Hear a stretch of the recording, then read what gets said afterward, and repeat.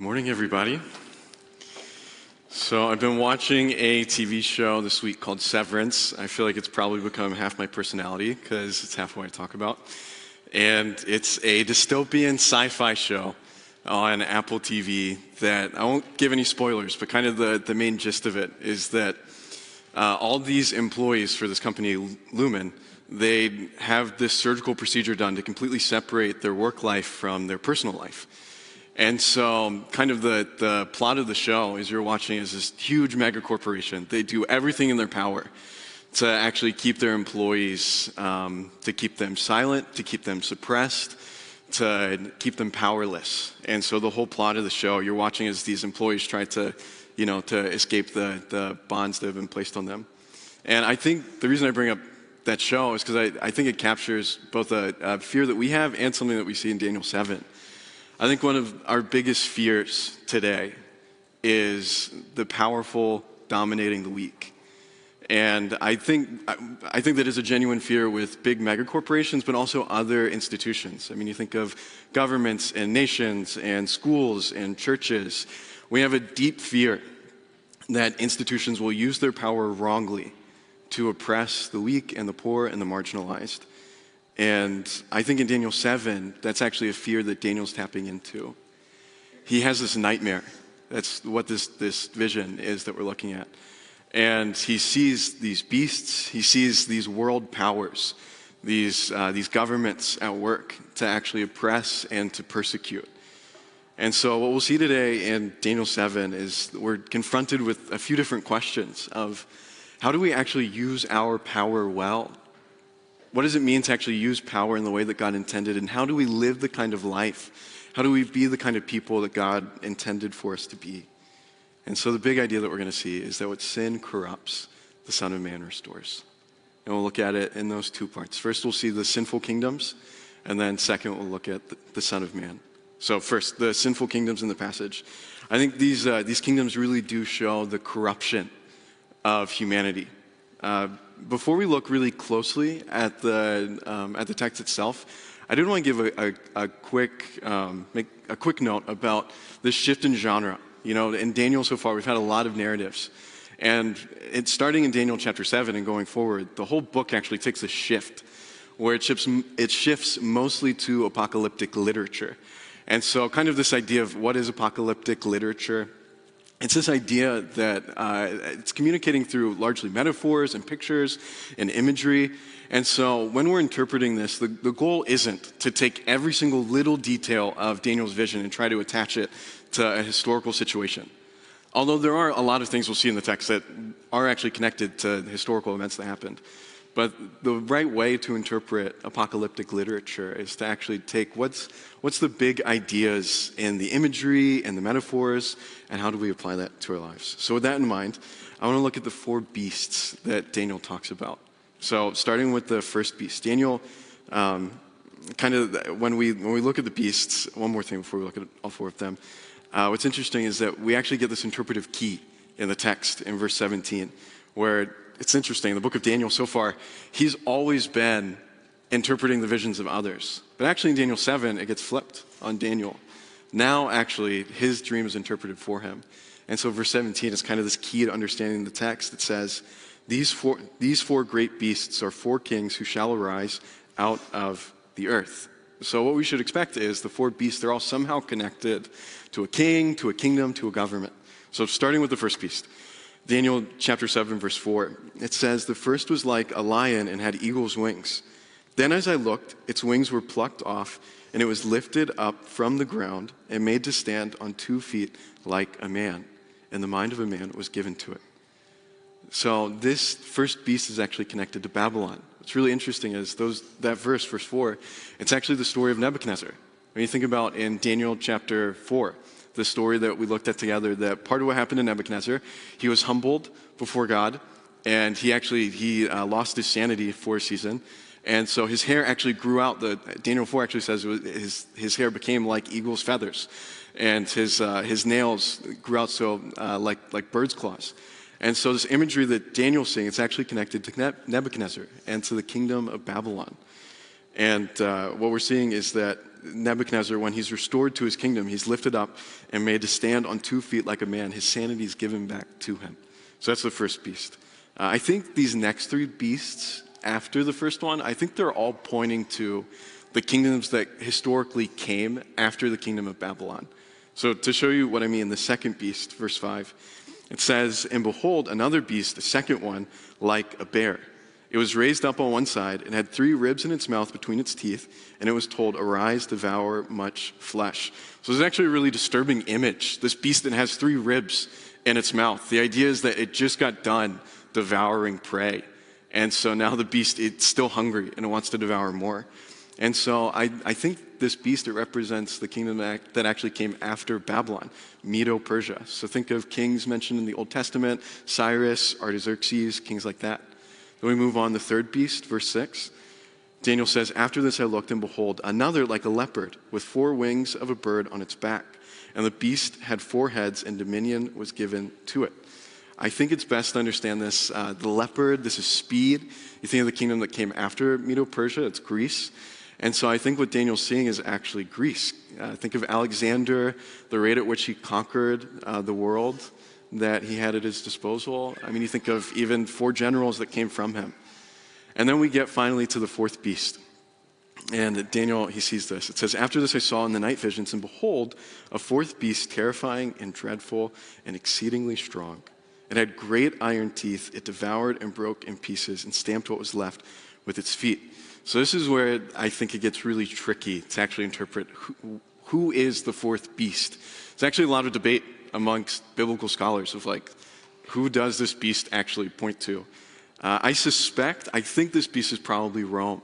You get Babylon, Medo-Persia, Greece, and then finally Rome coming, where it is this powerful kingdom, and we see that Jesus arrives, and I think it's best to see Rome in all of its power and its persecution here in this final beast. But like I said, apocalyptic literature, it's not meant to just connect to historical events. It's actually a lot bigger than that. And so what's interesting is that even though these beasts, they do point to real historical kingdoms and events, it's actually not all that they point to. When we continue through the story of Scripture, in the book of Revelation, the Apostle John, he actually interprets these beasts for us. And this is what he said, Revelation 13, verse 2. It says, "And the beast that I saw was like a leopard. Its feet were like a bear's. Its mouth was like a lion's mouth. And to it the dragon gave his power and his throne and his great authority." So what's so fascinating about Revelation 13 is John sees another beast, except this beast, it has aspects of all the 4 beasts that Daniel has seen. You know, it's it's a beast like a leopard, its feet like a bear's, its mouth like a lion's mouth. And the dragon gives it authority, the dragon being Satan, the devil. And so what's really interesting is Daniel actually takes these 4 beasts, and in the book of Revelation, John says, these beasts are actually the work of sin and Satan throughout all history at work. Throughout all history, sin and Satan using power to persecute, for corruption, for domination over people.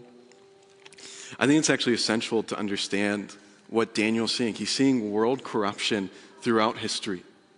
I think one of our takeaways here is that Daniel's showing us that every period of human history, from the fall into sin until the second coming of Jesus, is actually marred with sin and the influence of Satan.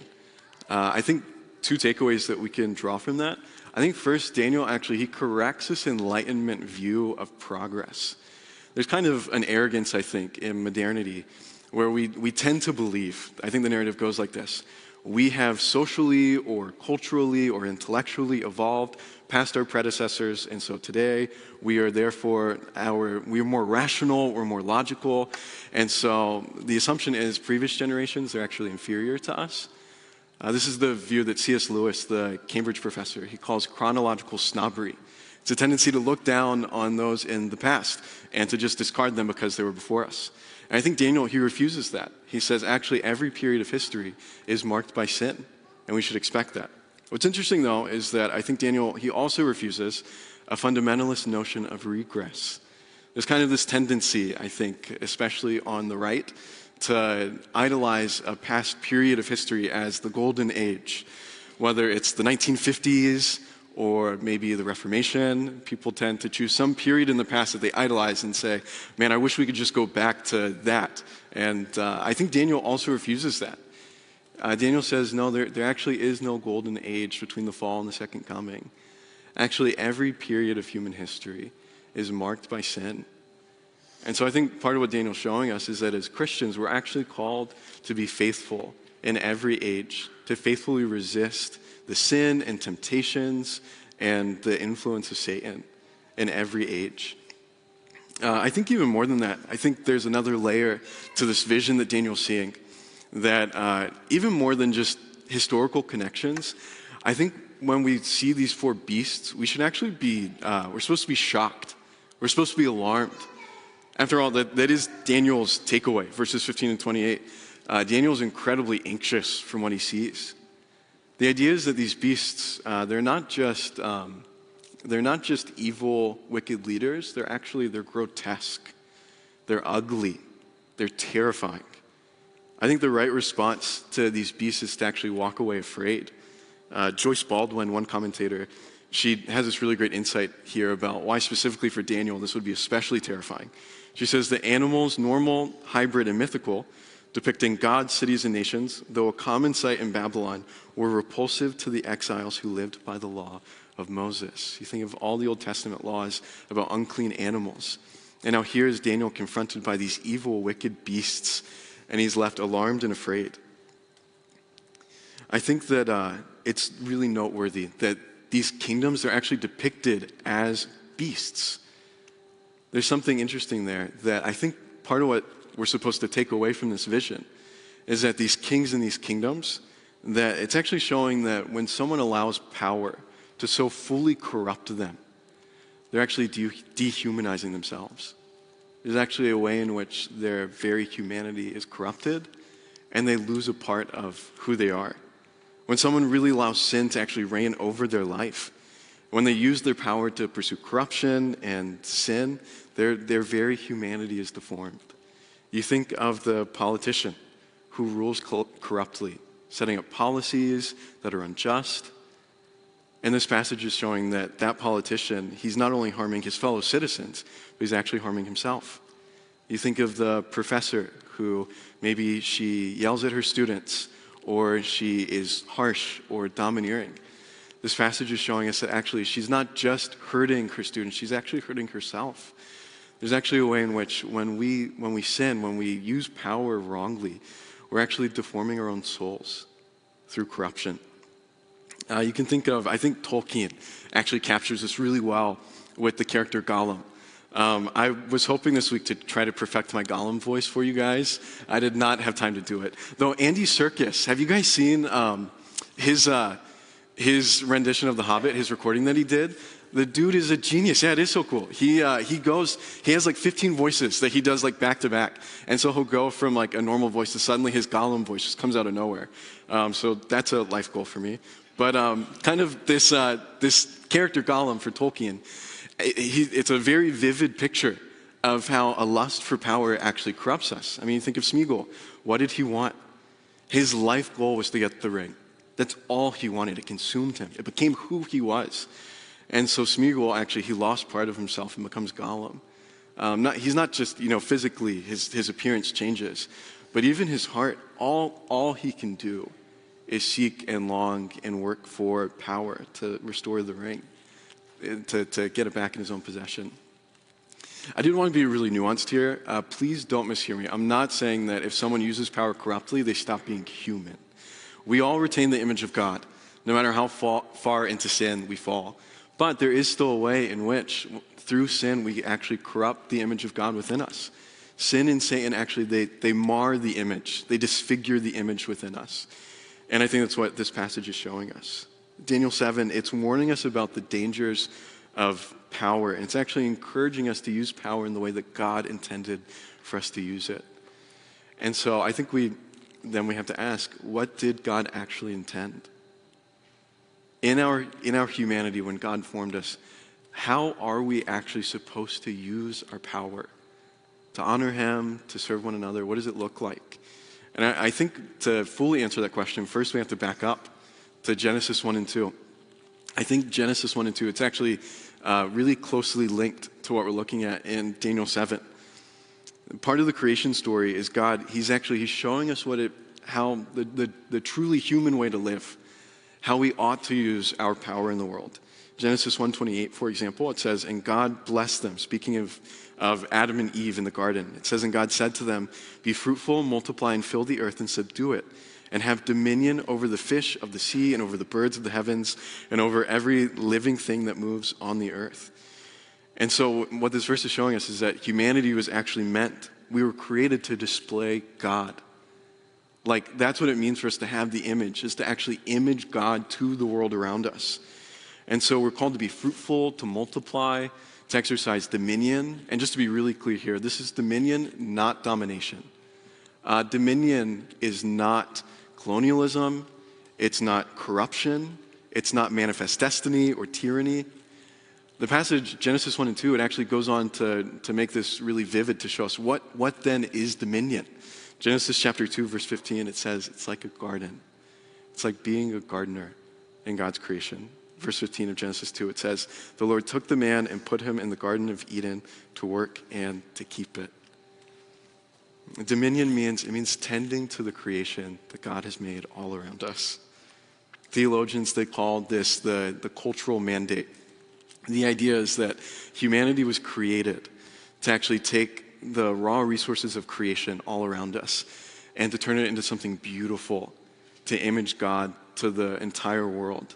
What we're called is not to domineer or to dominate, but dominion, it means to actually pursue the flourishing of creation, to actually do everything in our power to tend to steward, to care for the world around us. I think the Sinful Kingdoms in Daniel 7, they're actually showing us the exact reversal of this dynamic in the way that they exercise their dominion. Daniel 7, it shows us that the sinful kingdoms, they're using their power and dominion for oppression, for death, and for destruction. And so I think we have to ask, what do we actually do about this? Christopher Ash, one commentator, he has this great insight. He says, we actually need to be rescued from the beast without and the beast within. His point is there's absolutely sinful kingdoms, governments, institutions, systemic sin that we ought to work against. And also at the same time, there's actually something within us, a corruption, a lust for power, a desire to find the ring that can actually overtake us. You know, I wonder for you, how do you think about the power that you have in your life? Maybe for you to address the beast within, maybe for you, one takeaway from Genesis 1 and 2 is to actually recognize and acknowledge the power that you have over others and to think about how you can steward it well for the flourishing of those in your life. I mean, you think about your work, your family, your roommates, any calling that God's given you. I would just encourage you, view your work as a gardener. How can you tend to the hearts of those that God has put into your care? For your employees, for your students, for your family? What would it look like for you to actually use the power that you do have to work for their good, to work for their flourishing, to work for their benefit? I think we ought to regularly ask ourselves, am I using my power for the good of those with whom I've been entrusted to lead? We shouldn't ever, as Christians, we shouldn't be domineering or harsh or use our power to belittle other people, but we should use it to serve them, to care for them, to seek whatever would be best for them according to God's will and his ways. Kind of on the flip side of that, though, that's the beast within. I wonder what it would look like to also address the beast without. I mean, maybe for you, we're talking about power and dominion, and you'd say, hey, Kyle, I feel so powerless. I feel like I'm in a place in my life where I can't change my situation or my job or my relationships. Maybe for you, it is your home life or your work or your career. And you feel like the power that you ought to have has been stripped away from you. Maybe like Daniel, you do feel anxious, you feel alarmed, you feel worried. And I think if you're a Christian here today, kind of what God has for you in Daniel 7 is to show you that even when we are at our most powerless, that he still is a God and a king who is completely powerful. And he stands on your side, and he loves you, and he cares for you, and he provides for you. Kind of the hope that God gives to Daniel in Daniel 7 is verse 27. He says, "In the kingdom and the dominion and the greatness of the kingdoms under the whole heaven shall be given to the people of the saints of the Most High." It's this idea that even though we are weak and helpless and often powerless, that the God who has power over everything, he stands with us and he promises that his kingdom is a kingdom that will never fail or falter. It's a kingdom that he welcomes us into, and so in him we can actually find strength.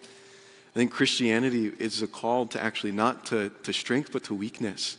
And God promises that in your weakness, when you feel most frail, when you feel that you can't keep going, when you just wish that your situation would change, God wants you to hear that in your weakness, I am strong. I give you my strength. I care for you. I provide for you. Even when we don't feel like we have the power to change our situation, God promises to still intervene. I think even more than that, this passage, it forces us to ask, who is it that will step in? Who is the king of this kingdom that God talks about?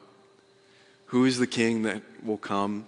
The better ruler, the one who will exercise power without corruption, dominion without domination. And so the second thing I want us to look at in this passage is the Son of Man. Who is the Son of Man that Daniel's talking about? I want to look first, who is he? And then second, what does he do? So first, who actually is he? Who is the Son of Man that Daniel sees? Verses 9 through 12, they really set the scene. And to especially grab our attention, the whole passage actually shifts from prose to poetry. It's kind of this little yellow flag saying, hey, this is really important. And so then verse 9, starting in poetry, it says this: "As I looked, thrones were placed, and the Ancient of Days took his seat." It's this really interesting contrast that while all these beasts, we were told that they're standing in Daniel's vision, while they all stand, the Ancient of Days, he sits, showing his power and his dominion and his authority over them.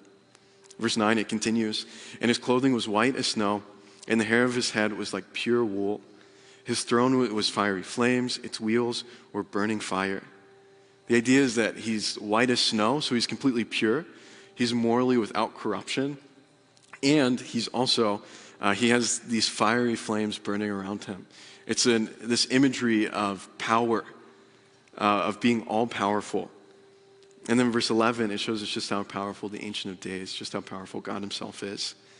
Daniel says, "I looked then because of the sound of the great words that the horn was speaking, and as I looked, the beast was killed, and its body destroyed and given over to be burned with fire." It's kind of this epic scene that while this evil beast is standing before the throne, he's mid-sentence blaspheming the Ancient of Days, and right then, fire consumes the beast and he's gone. It's showing the ultimate power that God has over sin and Satan. I kind of think of one of the illustrations that came to mind this week is in Indiana Jones, in the first movie, Raiders of the Lost Ark. There's this scene right at the end where you know the whole plot is like the Nazis want to find the Ark of the Covenant. And so they finally do it, and Indiana Jones, he's like tied to this mast that's behind him. And the Nazis are like, they're like, they have this like this like glee, and they're finally opening up the Ark of the Covenant. And they open it up and it's just dust. And then suddenly these spirits start to like come out of the Ark. And then there's this moment when with like this terrible, by today's standards, just terrible CGI, where this fire just consumes all the Nazis. And so you can watch as like their faces slowly melt, and they just did like different colors to show the melting. And it's this idea of divine fire, this holy, just fire coming out to actually consume sin and put it to an end. And I think, and actually in a much more true way, that's what Daniel sees in this vision. He sees the divine fire bringing justice, putting an end to sin, doing away with evil. And so then, after Daniel sees fire consuming the beast, verse 13, it tells us that then the Son of Man enters into this divine courtroom. So we're asking, who is the Son of Man? Who actually is he? I think one of the clues that we get to his identity is actually just the title itself, Son of Man. So Son of Man in the Old Testament, it can refer to just a human being, but I think that this is actually a unique usage of the phrase son of man. There's actually a unique Hebrew phrase, son of blank, where it's the emphasis is on like son of man. Think of like, to try to make this a little bit more clear, like think of like James and John, the sons of thunder. And what does it mean for them to be sons of thunder? It means that there's something about them that they have the essence of thunder. They have the essence of, by the way, I just think it's such a cool nickname to be nicknamed Sons of Thunder. But they have this essence of like power, and there's something about them that is just electric. And so what does it mean for the Son of Man to actually be the Son of Man? I think it's this idea that he is actually what humanity was truly meant to be. He is humanity at its peak. He's the true fulfillment of humanity, the very image of God. And so what's surprising is that verses 13 and 14, they show us in this passage that the Son of Man, he is somehow distinct from the Ancient of Days, and somehow he is the same as the Ancient of Days. To nerd out just a little bit, but trust me, it does kind of get to the heart of this. To show the Ancient of Days and the Son of Man, they are somehow distinct. You look at verse 13. Daniel says, I saw in the night visions, and behold, with the clouds of heaven, there came one like a son of man. And he came to the Ancient of Days and was presented before him.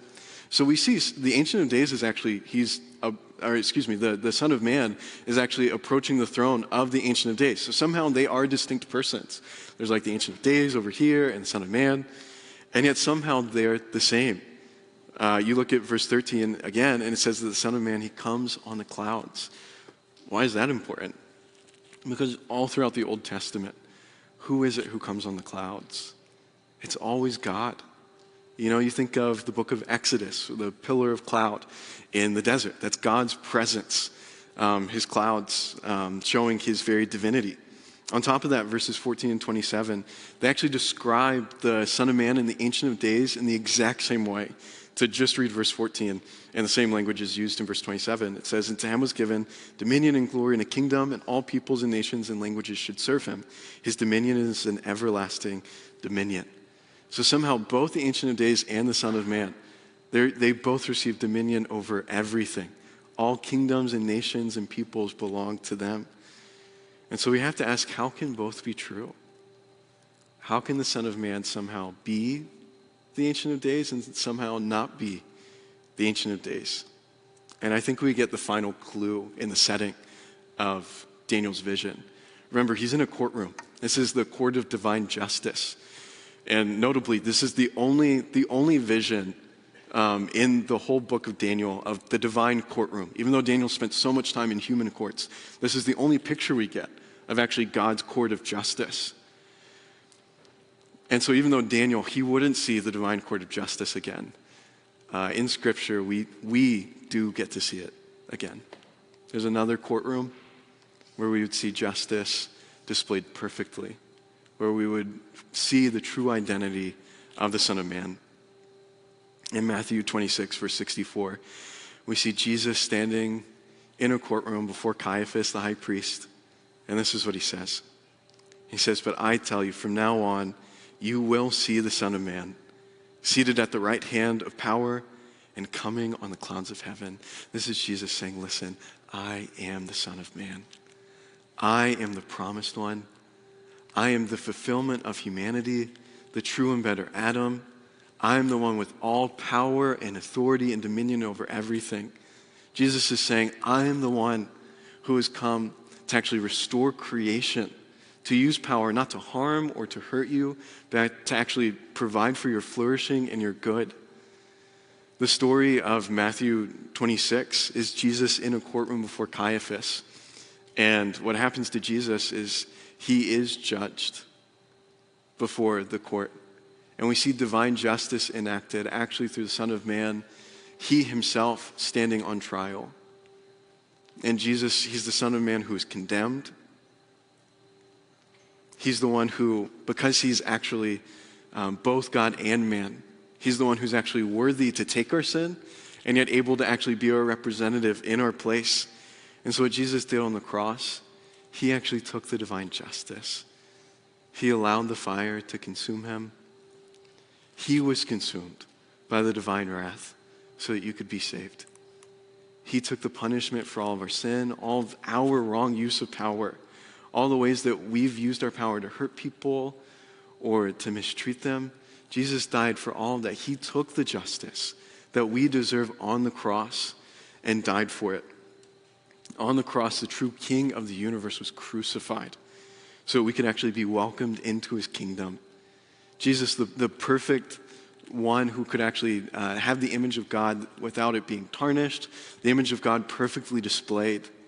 He allowed himself to be shattered so that the image of God in you could be perfectly restored, so that all the sin disfiguring the image could be wiped away, so you could be made clean, so you could be welcomed into God's presence, not to be judged or condemned, so you wouldn't have to receive the divine fire, but so that you could receive the loving presence of God, his power at work to love and serve and protect you.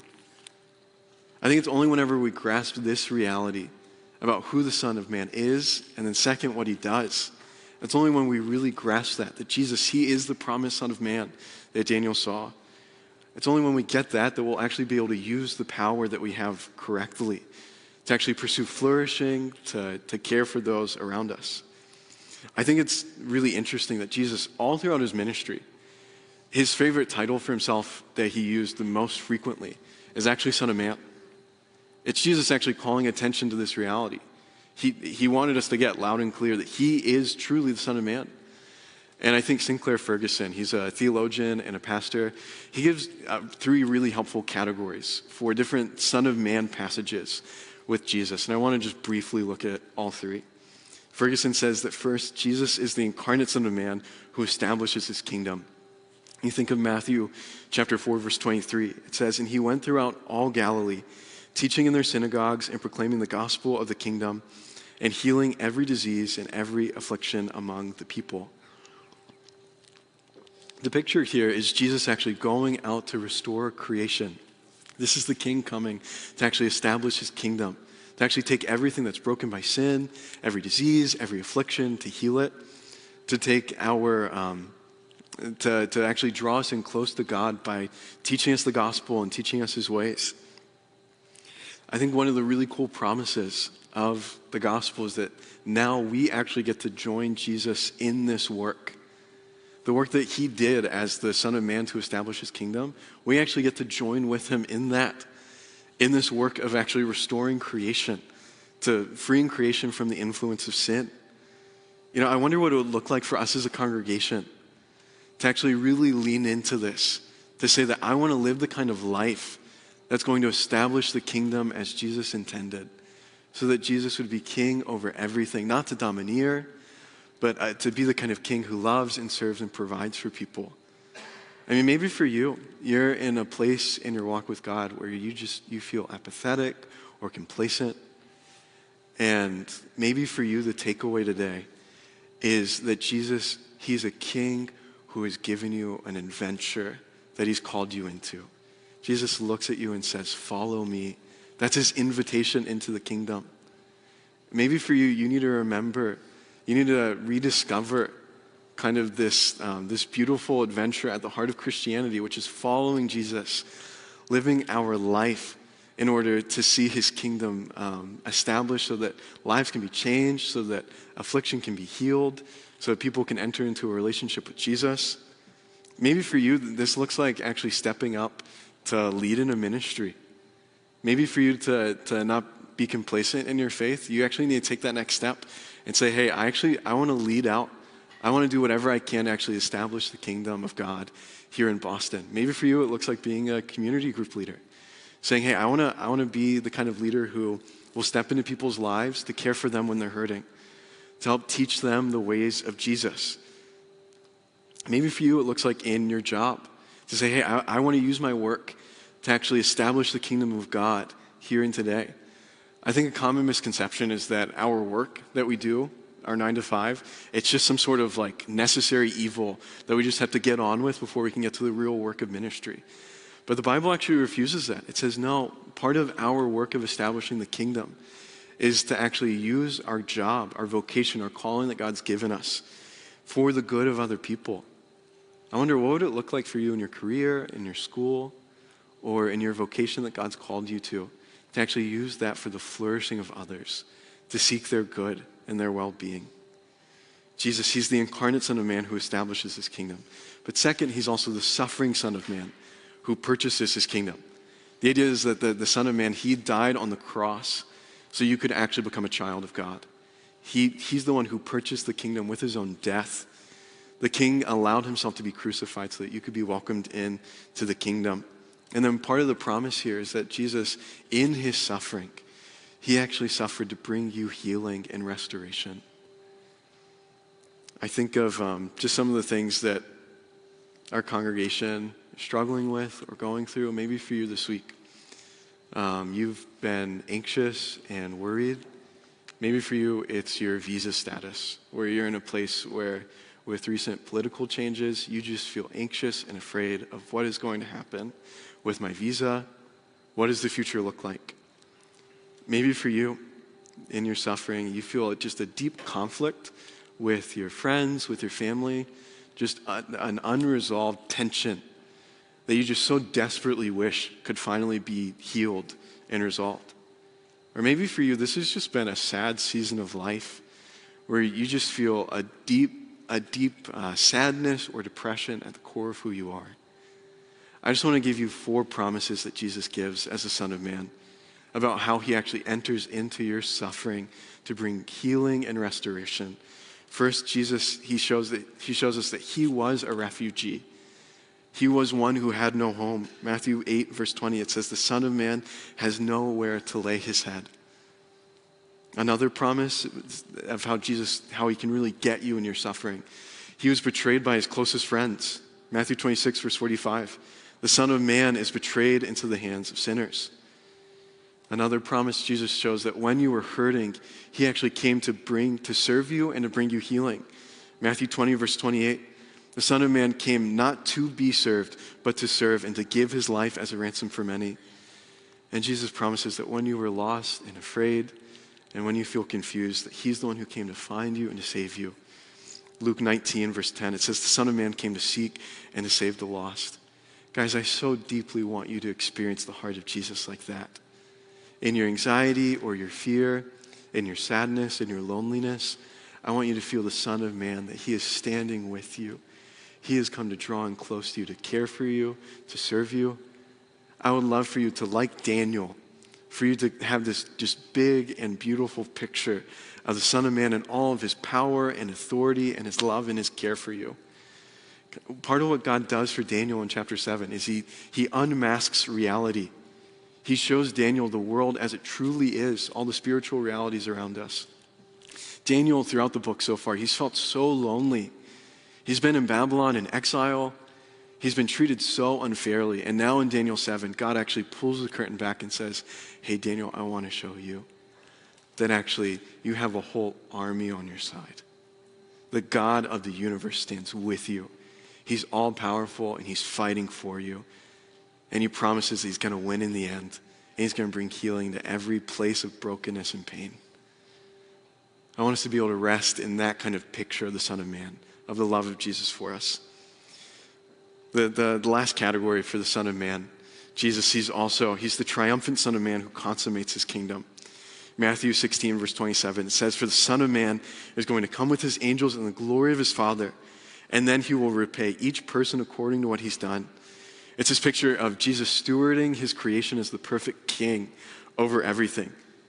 He's the king who's he's going to slay the beast, meaning he's going to put an end to injustice and sin and to suffering forever. For you, I want you, when you feel anxious about politics, I want you to be able to rest in the perfect and true king who exercises his power in a way that's always just, that's always for our good. When you're longing for justice in your life, I want you to be able to find hope in Jesus, who's promised he will put an end to sin and bring justice forever.